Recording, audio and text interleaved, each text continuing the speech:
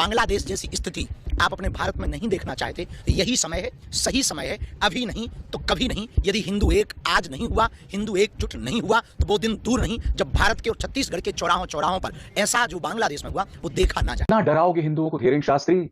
अब ये कह रहे हैं कि हिंदू डायनासोर की तरह विलुप्त हो जाएंगे। कितना डराओगे? 2014 से पहले जब आप सत्ता में नहीं थे, हिंदू हृदय सम्राट सत्ता में नहीं थे, अरे तमाम राज्यों में, तमाम हिंदी भाषी राज्यों में भाजपा की सत्ता है, फिर भी हिंदुओं को डरा रहे हो।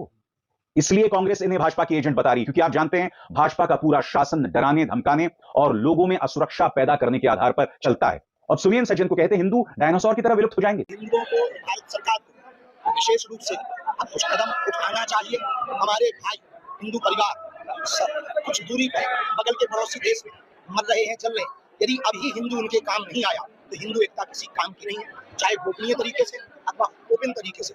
भारत सरकार को ठोस कदम हिंदुओं के लिए, बांग्लादेशी हिंदुओं के लिए उठाना जरूरी हो गया है। यदि अब नहीं उठाया तो वो दिन दूर नहीं है जब हिंदू और हिंदुत्व का अस्तित्व पूर्णतया खतरे में पहुंच जाएगा और डायनासोर की तरह विलुप्त तो नहीं होगा, लेकिन हम ये कह सकते हैं कि बहुत कम हो जाएगा, घट जाएगा, सीमित हो जाएगा। इसलिए यही समय है भारत सरकार को कोई बड़ा कदम उठाकर बांग्लादेशी हिंदुओं पर हो रहे अत्याचार की आवाज वर्ल्ड वाइड लेवल पर सबको उठानी चाहिए। वहां हिंदुओं को प्रोटेक्ट करना चाहिए, अथवा भारत में रह रहे अवैध रूप से शरणार्थियों को जो वापसी कर रहे हैं उनकी जगह पर बांग्लादेशी हिंदुओं को जगह।